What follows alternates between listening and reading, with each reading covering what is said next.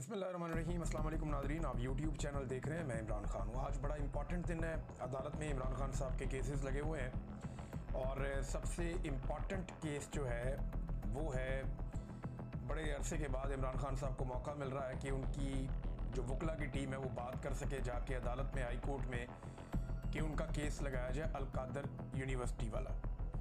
देखें, ये वो वाहिद केस है जिसमें इमरान खान साहब को इस वक्त सज़ा हुई है। इसी केस में इस वक्त वो जेल में बंद है।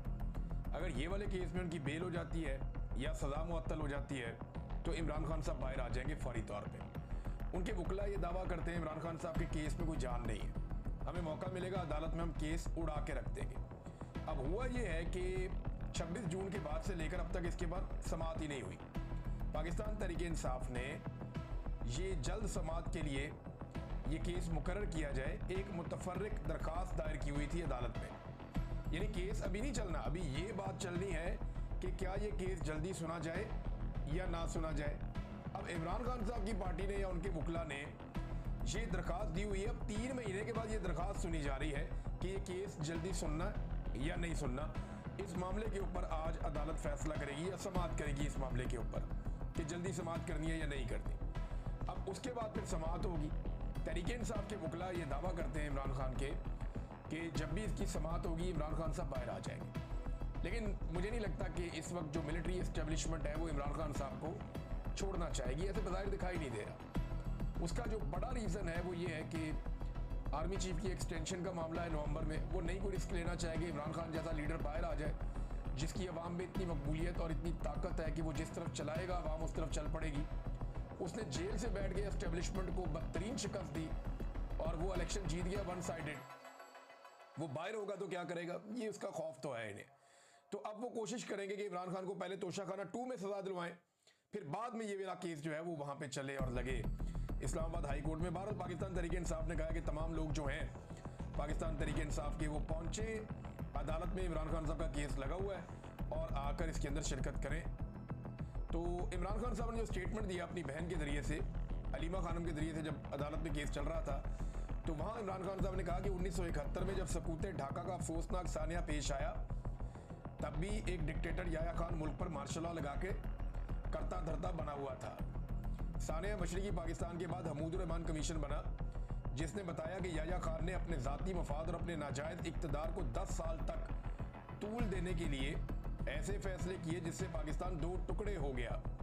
हमूदुर रहमान कमीशन रिपोर्ट आला अदलिया समेत आर्मी, नेवी और एयरफोर्स के नुमाइंदों की तहकीकात के बाद बनाई गई। इन तहकीकात के दौरान सैकड़ों लोगों के बयानात रिकॉर्ड करवाए गए और 4 साल इस साने की वजूहात पर तहकीकात की गई। हमूदुर रहमान कमीशन के मुताबिक एक शख्स की हवस और अना ने जुल्म और जबर का वो बाब रकम किया जिसके बाद मुल्क हमेशा के लिए टूट गया। सबसे गलत फैसला शेख मुजीबुर रहमान की मकबूल तरीन जमात अवामी लीग को दबाने का था। जिस पार्टी ने 162 में से 160 नशिस्तें जीती उसे दीवार से लगा दिया गया और मुजीबुर रहमान को जेल में डालकर मगरबी पाकिस्तान में अपनी नशिस्तें बढ़ाकर दिखाई गई। 24 मार्च 1971 को मुजीबुर रहमान के साथ मुज़ाकरात शुरू किए गए, मगर उसी रात बंगालियों के खिलाफ ऑपरेशन लॉन्च कर दिया गया जिसमें सरकारी आदाद-ओ-शुमार के मुताबिक 50,000 अफराद का खून बहा, जबकि असल तादाद इससे कहीं ज़्यादा है। आज पाकिस्तान में वही हालात बना दिए गए हैं जो 1971 में थे। आसिम मुनीर ने 9 मई का फॉल्स फ्लैग ऑपरेशन मुल्क की मकबूल तरीन पार्टी तहरीक इंसाफ को कुचलने के लिए करवाया। सीधा सीधा इमरान खान साहब ने कह दिया कि 9 मई आसिम मुनीर ने करवाया था। ये अब बड़ा स्ट्रेट अवे आ गए इमरान खान साहब आसिम मुनीर साहब के ऊपर, हेड ऑन ले लिया उन्होंने। इससे पहले वो ये कहते थे इमरान खान साहब के, बताएं ये फॉल्स फ्लैग ऑपरेशन था। इमरान खान साहब ये कहते थे कि इसके पीछे कौन है, सीसीटीवी जिसने चुराई है वही इसके पीछे है।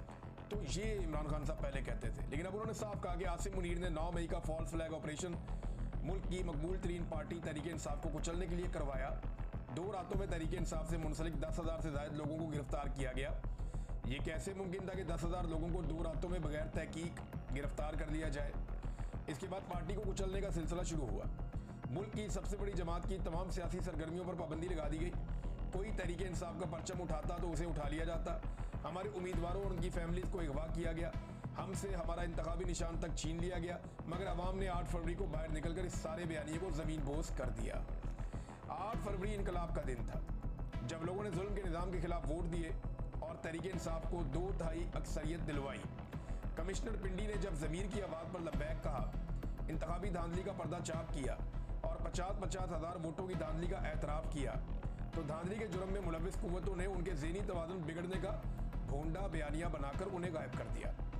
इनका आज तक किसी को मालूम नहीं, लेकिन हम उन्हें भूलने नहीं देंगे। 9 मई के असल मुजरिम वही हैं जिन्होंने CCTV फुटेज चुराई है। अब इसी 9 मई को बहाना बनाकर जो नशिस्तें हमारे पास बची हुई थी, वो नाजायज़ 10-10 साल की सजाएं देकर हमसे छीनी जा रही हैं। बेशर्मी की इंतहा ये है कि एजाज चौधरी की सीट छीन कर इलेक्शन हारने वाले राणा सनाउल्लाह को दे दी गई। ये सब सजाएं बिल्कुल नाजायज़ है। 2-2, 4-4 करके बेशर्मी से हमारी नशिस्तों पर कब्जा किया जा रहा है। इसीलिए हमने ज़िमनी इंतखाबात का बाइकआउट किया है, क्योंकि वो फिर ये नशिस्तें चोरी कर लेंगे और इस इलेक्शन में हिस्सा लेना इन जाली सजाओं को मानने के मुतरादिफ होगा। मैं कौमी असम्बली की कमेटियों से इस्तीफ़ा पेश करने वाले तमाम मुराद से दस्तबरदार होने वाले सबको खराज तहसीन पेश करता हूँ और हदायत देता हूँ कि अब सेनेट में भी ऐसा ही किया जाए। मैं कुछ दिन तक अपने आइंदा लाएअमल का ऐलान करूँगा। फिर इमरान खान साहब ने ऑपरेशन के बारे में बड़ी खुलकर बात की है। उन्होंने कहा ऑपरेशन बंद होना चाहिए और ANP को गैर मकबूल किया गया था इसी तरह एक ऑपरेशन करके। सिर्फ बैरूनी कुव्वतों की खुशनुदी के लिए अपने ही लोगों के खिलाफ फौजी ऑपरेशन से हालात बेहतर होने की बजाय मजीद बिगड़ते हैं। एक तरफ हमारे सिक्योरिटी फोर्सेज वाले और दूसरी तरफ भी हमारे अपने शहरी मारे जाते हैं। अपनों को मारने से हमेशा दहशतगर्दी में इजाफा होता है। हमारी जानिब से अफगानिस्तान और पाकिस्तान में जारी ड्रोन हमले फौरी बंद होने चाहिए।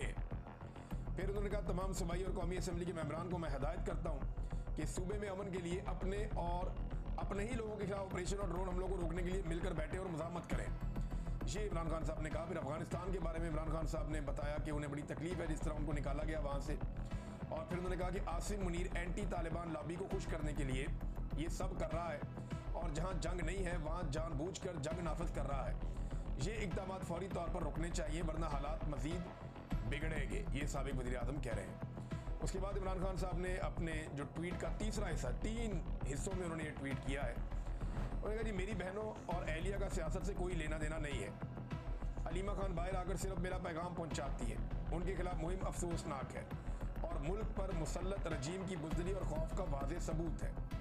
बुशरा बेगम की सियासत में कोई अमल दखल नहीं है। बुशरा बीबी ने आज तक मुझे किसी वज़ीर, टिकट होल्डर या सेनेटर को नामजद करने का नहीं कहा। वो कोई सियासी पैगाम नहीं भेजती। वो कैद तन्हाई में है। इनका बाहर किसी सियासी शख्सियत के साथ कोई रब्ता नहीं है। इनको कैदोबंद की सहूलतें सिर्फ मेरी अहलिया होने की वजह से बर्दाश्त करनी पड़ रही है। जालिम रजीम को लगता था बुशरा बेगम को मेरी कमज़ोरी बनाकर इस्तेमाल करेंगे, लेकिन वो मेरी ताकत बन गई। ये वाहिद खातून है पाकिस्तान की तारीख की जो गैर सियासी है, मगर सिर्फ इनके ख़ानदान के किसी शख्स के सियासत में होने की वजह से उन्हें कैद बर्दाश्त करनी पड़ी हो। बुशरा बेगम की तबीयत नासाज है। उन्हें चलते हुए चक्कर महसूस होते हैं। उनके मुआयने के हवाले से दरख्वास्त दायर की गई है, लेकिन अभी तक कबूल नहीं की गई। उनका डॉक्टर से तरजीही बुनियादों पर मुआयना इंतहाई अहम है। बुशरा बेगम को सियासी मुकदमात में कैद करना आसिम रजीम की इखलाकी और मजहबी गिरावट का सबूत है। मुझ पर और मेरे ख़ानदान पर तमाम मुजालिम आसिम मुनीर करवा रहा है। मुल्क में इस वक्त आसिम लॉ नाफिज है, जिसने डाकू डफर अलायंस के तहत मुल्क चलाकर इखलाकियात का जनाजा उठा दिया है। इखलाकी पस्ती का सबूत ये है कि मेरे ख़ानदान की औरतों को भी निशाना बनाया जाता है। ये जी इमरान खान साहब का बयान है। अब नाज़रीन आप आ जाएं कि हालात क्या है। अब पाकिस्तान पीपल्स पार्टी ने PMLN को और PMLN ने पीपल्स पार्टी को ताने देना शुरू कर दिए गवर्नेंस के मामला पे, क्योंकि सैलाब के अंदर पंजाब में जो तबाही फिरी है, पाकिस्तान पीपल्स पार्टी ये जानती है कि PMLN का तो डब्बा गोल हो जाएगा। लोग इनका पटाखा बजा देंगे जो इन्होंने अवाम के साथ कर छोड़ी है पंजाब में। लिहाजा पीपल्स पार्टी अपने आप को बरी जमा करते हुए पंजाबी हुकूमत के ऊपर, जो पंजाब की हुकूमत बनी हुई है इस वक्त, उसके ऊपर इल्ज़ामात लगा रही है। जबकि PMLN बदला लेने के लिए कराची और सिंध के डूबने के ऊपर पीपल्स पार्टी पे इल्ज़ामात लगा रही है। तो ये दोनों एक दूसरे का पोल खोल रहे हैं। और जबकि जो अपोजिशन जमात है पाकिस्तान तहरीक इंसाफ, ये रोल उसका है कि वो दोनों को एक्सपोज करे, लेकिन 2-4 लोगों के अलावा कोई भी इस पर बात नहीं करता। पाकिस्तान तहरीक इंसाफ की लगता है तरजीहात कुछ और हैं और वो बहुत सेंसर करके बात करते हैं। लगता है वो डरे हुए हैं हुकूमत से। अब बहुत सारे लोग ऐसा लगता है ये मौका था अवाम के साथ खड़े होने का, बताने का कि आपने गलत बंद तोड़े हैं, ये बताने का कि आपने जुल्म किया है, आपने बस्तियों की बस्तियां डबो दी हैं, लाखों लोगों को आपने बेघर कर दिया है, कश्तियां उलट रही हैं, कोई रेस्क्यू नहीं है, कोई रिलीफ नहीं है, कोई इमदादी सरगर्मियां नहीं हो रही। वो बेचारे रेस्क्यू 1122 वाले, उनको बहुत महदूद वसाइल है, छोटा सा इदारा, इतना बड़ा तबाही आ गई है, उसके अंदर बेचारे क्या करें, वो फंस गए हैं, उनको वो सहूलियात भी नहीं है बेचारों को। शहबाज शरीफ के दौर में तो बेचारे चंदे से चल रहे थे, ये तो उस्मान बुजदार का भला हो, जब वो आया तो उसने इसको मुख्तलिफ इजला तक फैलाया। अब हालात ये पैदा हो चुके हैं कि 2 कश्तियाँ डूब गई जलालपुर पीरवाला में, उलट गई वहाँ लोग डूब गए, फिर उनको बड़ी मुश्किल से बचाया गया। एक कश्ती डूबी है रहीम यार खान में, उसमें 9 अफराद खवातीन समेत अब तक उनकी लाशें मिली हैं, वो जाँ बहक हो गए। 2 बंदों का अभी तक कोई पता नहीं चल रहा। ये नाज़रीन हालात हैं। और जिस इलाके का बंद तोड़ना हो ना, वहाँ इंसानों को और मवेशियों को महफूज रखने के लिए पहले से खसूसी मशकें की जाती हैं। ये ऐसा नहीं होता कि ये जो बंद तोड़े जाते हैं ये अचानक से ये तोड़ दिया वो तोड़ दिया, नहीं। जहाँ पे आप पानी छोड़ते हैं ना, आपको पता होता है कि अगर बहुत बड़ा सैलाब आएगा तो हम इन इलाकों में पानी छोड़ेंगे। उन इलाकों में स्पेशल सायरन होते हैं, मसाजिद के अंदर सायरन लगे हुए होते हैं, और पूरा एक सिस्टम पाकिस्तान में बहुत दहाइयों पहले मौजूद था। तो वो सिस्टम बनाया जाता है कि लोगों को महफूज कैसे रखना है। बरसात से पहले उसकी मशकें कर दी जाती हैं। यहाँ इनको 1.5-2 महीने पहले से पता था कि इस मरतबा बड़े खौफनाक सैलाब आने जा रहे हैं। वार्निंग जारी कर दी गई थी, इन्होंने टके की तैयारी नहीं की, बल्कि लोगों को अंधेरे में रख के मारा, मासूम लोगों को, उन्हें वार्निंग दिए बगैर पानी छोड़ दिया इन्होंने, और बस्तियां की बस्तियां डिबो दी हैं। वो लाखों लोग हैं जलालपुर पीरवाला में जो डूब रहे हैं पानी के अंदर, और बुरी तरह डूब रहे हैं। उनके साथ जुल्म हुआ है, बेखबरी में उनको मारा गया, उनको डुबोया गया है, और अब उन्हीं गरीबों की तस्वीर और वीडियोस बना बना के अपनी टिकटॉक मशहूरी कर रहे हैं। यानी इनकी तवज्जो इस पर नहीं है कितने गरीब वहाँ पे जाँ बहक हो रहे हैं, कितनी कश्तियाँ उलट रही हैं, लोग दरख्तों पे चढ़े हुए हैं, छतों पे चढ़े हुए हैं, खाने के लिए उनके पास है कुछ नहीं, ये खैमे लगा देते हैं, उनको बैठा के टिकटॉक बना के निकल जाते हैं। ये उनकी सालन में बोटियाँ गिन रहे हैं बैठ के वजीर और टिकटॉकर्स, ये उनको बोटी डाल के दे रहे हैं, देखो आपकी बिरयानी में बोटी है, आपकी प्लेट में बोटी है। ये गरीब का मजाक उड़ा रहे हैं। वो इतने भी वो गए गुजरे लोग नहीं हैं, वो बेचारे अपना पेट खुद भरते थे, बल्कि आपको भी टैक्स देते थे। आज आपने अपनी बैड गवर्नेंस की वजह से, नालायकी की वजह से बेड़ा गर्क कर दिया पकड़ के। वो बेचारे सड़कों पे आए हुए हैं, उनके पास ना खाने पीने के लिए कुछ है, पीछे उनके घरों में चोरियां हो रही हैं। वो बताते हैं जी चोर आते हैं, उनके पास तेज कश्तियां, वो आते हैं चोरी करते हैं निकल जाते हैं। हम अपने घरों को खाली भी नहीं छोड़ सकते, ये हालात है। हुकूमत ने कर ये दिया है कि इस वक्त आधे पाकिस्तानी गुर्बत की लकीर से नीचे चले गए। 44% तो पहले थे, अब करोड़ों लोग मजीद मुतासिर हो गए। उनके पास खाने के लिए इस वक्त कुछ नहीं है, जमीन जो उनकी है वो बेकार हो गई है, अब उसे कारामद कैसे करें, ये बहुत बड़ा इशू है। आधे से ज्यादा पाकिस्तान गुर्बत की लकीर से नीचे चला गया है। और इनकी मौजें चेक करें, इनकी अयाशियां चेक करें, इनके बैग, जूते, कपड़े, इनकी गाड़ियां चेक करें, इनकी आनियां जानियां चेक करें, इनके जहाज, प्रोटोकॉल और हेलीकॉप्टर्स चेक करें, इनके कपड़े देखें आप, इनका पहनावा चेक करें, इनके चेहरों के ऊपर मुस्कुराहट देखें आप। हमारा वजीर आजम जो है वो बाहर हुक्मरानों के साथ अटकेलियां करता फिर रहा है, और पाकिस्तान में लोग सैलाब में डूब रहे हैं। यानी आधे पाकिस्तानी गरीब हो गए, और उनका लीडर जो है ना उसको जेल में बंद किया हुआ है। इंतहाई सतही दर्जे के और पस्त ज़हनियत के लोग हैं, इन्होंने इस कौम का सबसे बड़ा लीडर कैद किया हुआ है। इन सारे रंगबाजों में, ख्वाह इनका ताल्लुक किसी इदारे से हो या किसी सियासी जमात से हो, इनमें किसी में भी इतना हौसला नहीं है कि ये मैदान के अंदर इमरान खान का मुकाबला करें। ये उसका सामना करने की जरूरत ही नहीं रखते। अब ये अपनी नालायकी, अपनी बदनीयती और अपनी बुज़दिली को छुपाने के लिए अवाम के सबसे बड़े लीडर को बेगुनाह जेल में रख के बैठे हुए हैं। खुद इनके छोटे छोटे दिमाग हैं। वो आदमी, उसका विजन है, वो उसने कोरोना से बचाया था इस मुल्क को। जब दुनिया नाकाम हो गई, अमेरिका और यूरोप जैसे मुल्क जो है वहां पे तबाही हो गई, इमरान खान ने एक मिसाल कायम की थी, कमाल काम किया था। उस आदमी को जेल के अंदर बंद किया हुआ डफर है, जिनकी मोटी खोपड़ी, इनका दिमाग ही काम नहीं करता। भाई वो आपको तब अलिफ में नहीं पता थी जब वो इस कौम का हीरो था। वो इतना तगड़ा आदमी, इतना बड़ा आदमी है, ये सारे बोनों ने मिलकर उसको जेल में बंद कर दिया, उसका बाहर सामना ही नहीं कर सकते ये, और कोई वजह नहीं है। और हुकूमत की हालत ये है, कभी ये कहती है कि हम बैरूनी इमदाद नहीं लेंगे, अपने पैरों पे खुद खड़े होंगे, अपनी मदद आपके तहत हम सैलाब मुतासिरीन को देखेंगे। कभी कहते हैं जी हम कमेटी बना रहे हैं, हमें बैरूनी इमदाद की ज़रूरत है, हम अब भीख मांगने जाएंगे, लोगों से कहेंगे जी हम डूब गए एक मरतबा, फिर सैलाब मुतासिरीन के नाम पे हमें पैसे दे दो। तो ठीक है पैसे आप ले लें सैलाब मुतासरीन के नाम पे, लेकिन कोई एक प्रोजेक्ट दिखाए जो पिछली मरतबा जब सैलाब आया था 2022 में, तो उन सैलाब मुतासरीन के लिए आपने एक भी प्रोजेक्ट लगाया हो। वो भी जिन्होंने काम किया होता ना, वो दिखाई दे रहा होता है। मुझे आप 10 साल के बाद भी पूछेंगे, मैं आपको ले जाऊंगा, जाके वो घर दिखा लूंगा जो हमने बनाए थे। बलूचिस्तान के लोग खुद गवाही देंगे, पंजाब के लोग खुद गवाही देंगे जहां पे हमने घर बनाए थे। वो 2000 के करीब मकान है जिनकी छतें डाली थी, जाके पूछ ले, आपको आज भी सारा डाटा मिल जाएगा। एक एक चीज आपको बता, जब काम आप करते हैं तो आपको रिकॉर्ड होता है। इन्होंने टके का काम नहीं किया, गवर्नमेंट इनके पास है, अरबों डॉलर्स के इनको जो प्लेजेस हुए थे, कोई एक प्रोजेक्ट दिखा दे जो इन्होंने सैलाब मुतासरीन के लिए बनाया हो। कुछ नहीं बनाया है इन्होंने, कुछ भी नहीं बनाया। अब नाज़रीन आ जाए, एक और स्टोरी है उसकी तरफ, और ये जो स्टोरी है ये गंडापुर साहब के पासपोर्ट के हवाले से। अब उन्होंने बात छेड़ दी है तो बात निकलेगी तो फिर दूर तलक जाएगी, तो लोग सवाल तो पूछेंगे, फिर जब बात निकलेगी तो दूर तलक जाएगी। अब गंडापुर साहब का पासपोर्ट देखें, इनके भाई ने ट्रैवल किया गंडापुर साहब के बैरून मुल्क, तो गंडापुर क्यों नहीं कर पा रहे, सवाल ये है। हालांकि ये आर्मी चीफ को भी मिलते हैं, इमोशन नकवीन को मिलने भी आता है, उसको मिलने भी जाते हैं, सारी चीजें नॉर्मलाइज है। मैं मानता ही नहीं इनको पासपोर्ट नहीं इनके पास, ये तो लगता है जानबूझ के इन्होंने किया हुआ है। भाई वजीर आला के पास ऑफिशियल पासपोर्ट होता है, ऑफिशियल पासपोर्ट इसके ऊपर ऐसे लिखा हुआ होता है। डिप्लोमेटिक पासपोर्ट जो है वजीर आला के पास नहीं होता, वो वजीर आज़म के पास बड़े जो ऑफिसर है आर्मी चीफ के पास होता है डिप्लोमेटिक पासपोर्ट।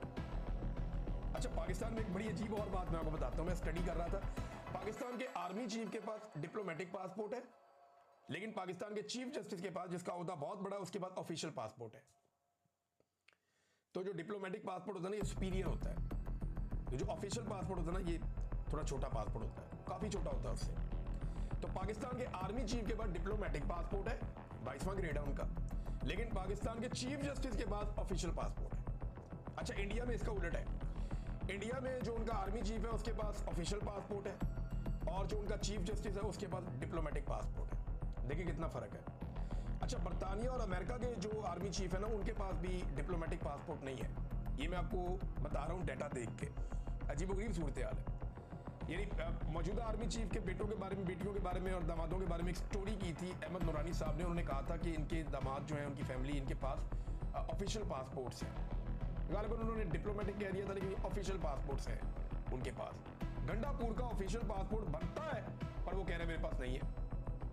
मैंने कानून इसका देखा कि ये इनको मिलता कब है, तो जिस दिन वो अपना ऑफिस एज्यूम करता है, वो ऑटोमेटिकली ऑफिशियल पासपोर्ट हर वजीर आला को दिया जाता है। गवर्नर का, सदर का, इनके डिप्लोमेटिक होते हैं, लेकिन वजीर आला का ऑफिशियल पासपोर्ट होता है, वुज़रा का भी ऑफिशियल पासपोर्ट होता है नीले रंग का। ये इन्हें ऑफिस में आते ही मिल जाता है।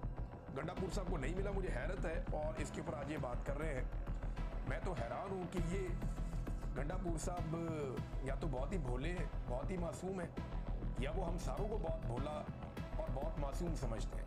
अच्छा, जिन्होंने हमें इंसाफ देना, उनकी हालत चेक करें। जस्टिस मंसूर अली शाह साहब जाना चाहते हैं बैरून मुल्क अमेरिका, और ये इनको पहले भी दावत आती रहती है।